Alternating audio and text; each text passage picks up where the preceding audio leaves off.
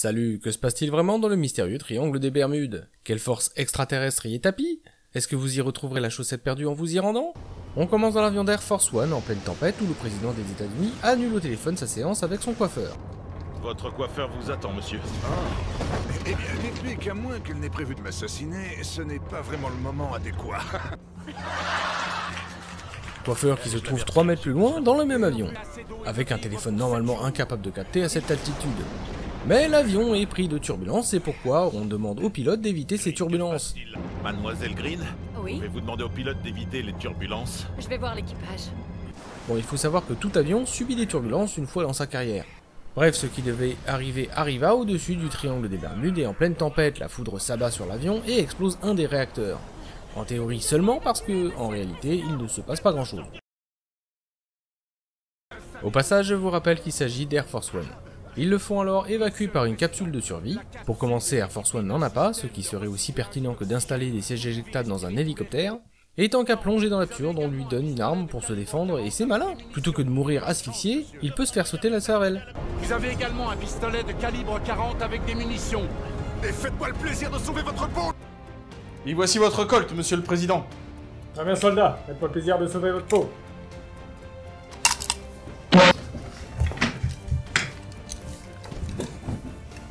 Après une série de stock shots de l'armée, on se retrouve à bord d'un navire de guerre et une équipe aux coiffures non réglementaires avec des gilets pare-balles qu'ils garderont jusqu'à la fin du film.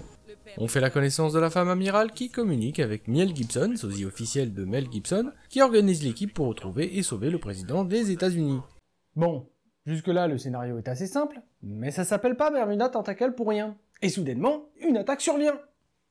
Non, on n'aurait jamais deviné.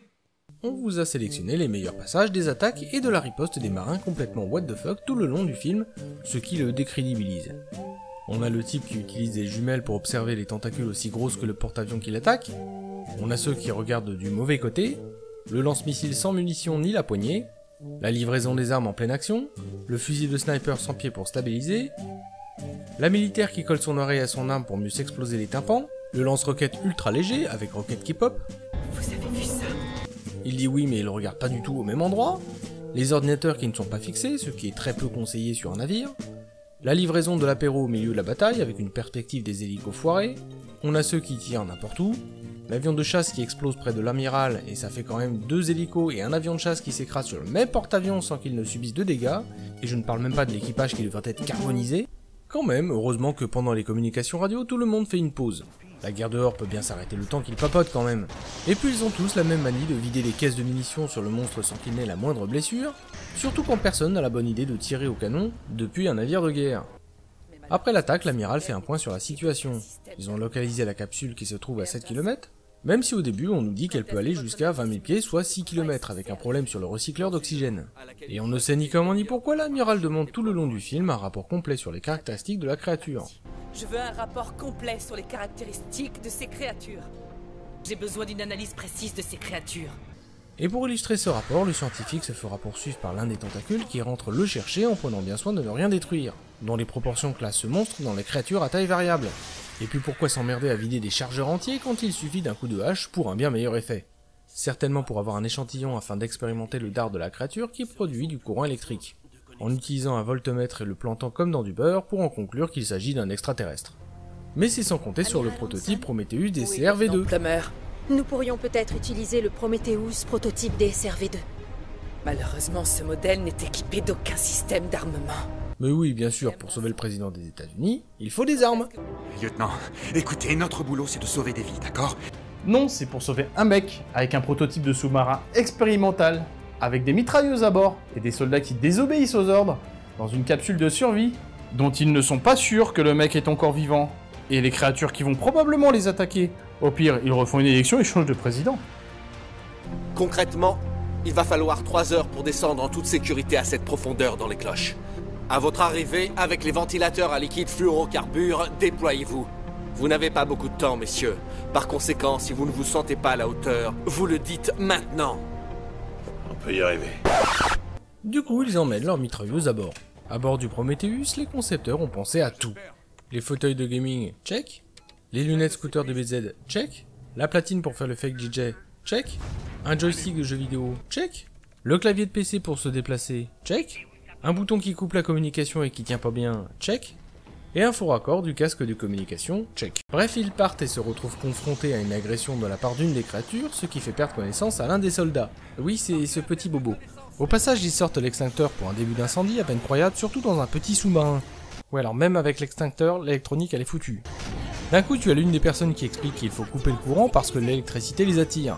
Étonnant, sachant qu'elle n'est pas censée le savoir. Il faut couper le courant, couper le courant. A few moments later. Rivas, pouvez-vous me transférer l'encodage de la capsule? Tout de suite, madame. Rivas, du nouveau pour le signal? Non, toujours droit devant. Rivas, rapportez-moi un café là. Tout de suite, madame. Ouais, enfin pas tout à fait puisqu'il reste des lumières rouges et des phares allumés.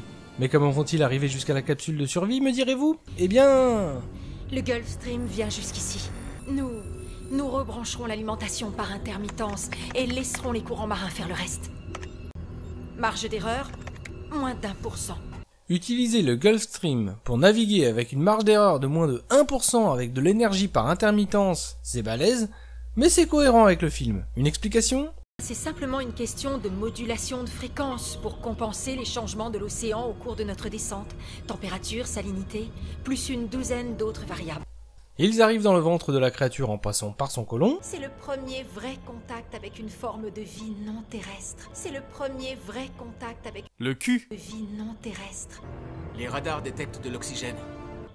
Ok, il nous reste 45 minutes. Non, vous avez tout le temps pour le sauver. Une fois arrivés, ils mettent leur combinaison des Daft Punk, toujours équipés des gilets pare-balles, avec des flingues. Je vous laisse admirer les épaves qui jonchent le sol, sans la moindre rouille, et les spots pour éclairer le décor.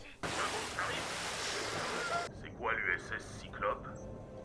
Un navire de marchandises qui transportait du charbon. Il a disparu sans laisser de traces avec la totalité de son équipage, 306 personnes, le 4 mars 1918. Bah bravo, vous avez bien lu la fiche Wikipédia. Après tous ces morts et cette énergie déployée, ils ont enfin trouvé le président. Mais au moment de le rapatrier, c'est sans compter une andouille qui décide d'exploser une grenade à côté d'une sentinelle, ce qui évidemment révèle leur position alors qu'auparavant ils ont perdu 2 soldats près d'une flaque chelou en ébullition. Voilà, donc à ce stade on peut dire qu'il y a eu plus de morts que de personnes secourues. Ils repartent à bord du sous-marin, au passage on notera que le président s'est bricolé. Si je peux aider, je sais brancher des câbles. Comme à l'aller, ils utilisent le courant du Gulfstream, mais se font poursuivre cette fois par une étoile de mer extraterrestre, ce qui donne lieu à une intense course-poursuite. À gauche. À droite. À gauche. À droite. À gauche. À droite. À gauche. Leur salut viendra des connaissances techniques du président. Des batteries zinc argent, n'est-ce pas? Si on détourne le régulateur et qu'on surcharge le système de protection, on pourrait apporter une surtension dans les propulseurs, d'accord? Ça nous donnerait la puissance nécessaire pour rentrer au bercail. Et ils finissent par arrimer de la manière la plus improbable qui soit, c'est-à-dire à l'emplacement exact d'où ils sont partis. Une fois arrivés, ils sont tous de nouveau à bord et l'amiral demande au lieutenant de le rejoindre en passant par l'infirmerie. Envoyez un médecin ici de toute urgence. Vite, dépêchez-vous. J'arrive, je suis proctologue. Oh, grosse soirée, madame. Le président insiste pour rencontrer l'amiral, on notera que faute de budget, ils ont écrit exit au marqueur. En fin de compte, tout le monde fait son rapport pour évaluer une riposte avec un plan d'attaque, ce que l'amiral n'a pas l'air de comprendre vu la tête qu'elle tire. Au moment où l'étoile de mer extraterrestre sort de l'océan, elle atteindra Cap Hatteras dans environ 45 minutes, alors que d'un plan à l'autre, elle semble pourtant être statique. Et là on a un génie. Le lieutenant propose une frappe nucléaire, à bout portant, avec un lance-missile. Regardez vous-même. Nous montons une ogive conventionnelle sur un simple lance-roquette. Le capitaine Warren me conduit à l'intérieur, et j'appuie sur la gâchette, à bout portant. Je vous donne 15 minutes, pas plus. Donc en 15 minutes, ils doivent modifier le même lance-roquette que celui de la bataille du début, trouver l'hélico, trouver le trou du cul, et trouver la cible. Le tout avec le président qui lui parle à travers son collier à chien. Et l'amiral qui lui offre un soutien moral. Vous allez cesser votre assaut immédiatement. Vous n'arriverez jamais entier jusqu'au cœur avec le temps qu'il vous reste. Vous faites machine arrière, maintenant. Vous et moi, on ne s'apprécie pas et on ne s'appréciera sans doute jamais. Pour l'heure, vous allez me faire le plaisir de m'écouter, vous entendez, et d'obéir à mes ordres. Vous ne pouvez pas sauver tout le monde. Pendant ce temps, à Cap Hatteras... La ville a disparu. Oh, c'est pas vrai, Seigneur, 20 000 personnes. Non, la population est de 4000 habitants en 2005, mais ça fait mieux de rajouter des morts. Ça n'a pas plus de logique avec le fait que la créature se nourrit d'énergie électrique, mais comme on arrive à la fin, bah la logique, on s'en fout. Dans un élan de courage, il entre à nouveau dans son côlon, afin de détruire la créature de l'intérieur, mais les vers intestinaux viennent pour contrer leur assaut final. Et comment ils vont s'en débarrasser? En faisant la toupie avec l'hélicoptère, ce qui est incompréhensible sachant que les soldats ont vidé des chargeurs entiers sans résultat durant la bataille juste avant. Un des tentacules s'agrippe à l'hélico, ce qui a pour effet de faire tomber le lieutenant. Mais rassurez-vous, il s'agrippe à l'un des patins et vise à la droite de sa cible. En effet, le rotor se trouve à l'arrière et les patins sont parallèles à celui-ci. Il vise donc perpendiculairement. Mais il faut finir le film, donc il réussit et remonte. Il arme l'ogive sans avoir eu de formation avant, et grâce à la force, vise sans l'ogive amorcée, et fait mouche. Bon oui, voilà, techniquement, la déflagration aurait dû les désintégrer. À bord du navire, tout le monde regarde la désintégration de la créature, et enfin des cris de joie, des armes en l'air comme les djihadistes, et meurent tous à cause d'un tsunami provoqué par le crash dans l'océan de la créature. Non, ça on l'a rajouté, mais en théorie, c'est ce qui aurait dû arriver. Le lieutenant revient de sa mission comme un héros, cheveux au vent, et le film finit sur un ralenti épique et inutile. Alors, que retenir de ce film? Déjà que c'est le seul film où vous verrez le président des États-Unis dans l'anus d'un vaisseau extraterrestre. Également que tout le long du film, les carreaux sont étrangement opaques, sûrement pour éviter de montrer l'extérieur, ce qui nous fait penser qu'ils ont sûrement loué un navire qui sert de musée. Bon film débile!